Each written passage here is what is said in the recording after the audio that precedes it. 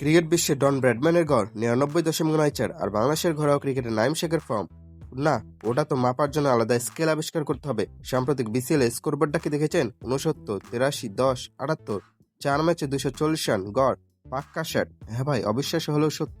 BCL এর সর্বোচ্চ run সংগ্রাহক তো বটেই, টুর্নামেন্ট সেরার পুরস্কারটাও বগল দাবা করে নিয়েছেন আমাদের কিং নাইম শেখ।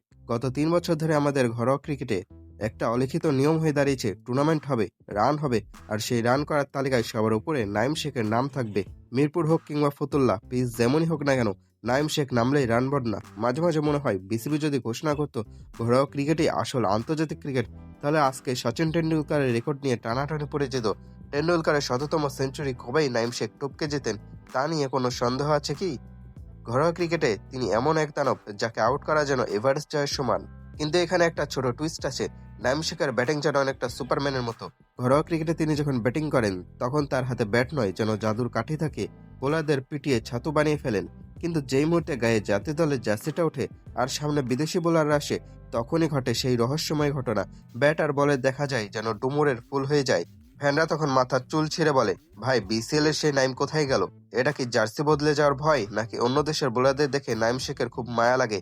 এই রহস্য ভেদ করতে সিআইডির স্বর্ণেন্দু বন্দ্যোপাধ্যায়কে ডাকা ছাড়া আর কোনো উপায় নেই।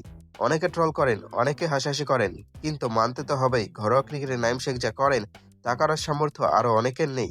ষাটগড় বজায় রাখা চারটেখানি কথা নয়, তাই তো উনি টুর্নামেন্ট সেরা। আমাদের দেশে ক্রিকেটে একটা প্রবাদ চালু হয়ে গেছে, পৃথিবীর শেষ দিন পর্যন্ত কোনো রান না থাকলেও নাইম শেখের ঘরোয়া ক্রিকেটে ঠিকই রান থাকবে। এটা কি দক্ষতা, নাকি ঘরোয়া বোলারদের ওপর চরম আধিপত্য? উত্তর যাই হোক, নাইম শেখ নিজেকে এমন এক উচ্চতায় নিয়ে গেছেন যেখানে ঘরোয়া ক্রিকেটে তিনি সত্যি আনস্টপেবল। যাই হোক, বিসিএল এই চোখ ধাঁধানো পারফরমেন্সের জন্য নাইম শেখকে অনেক অভিনন্দন।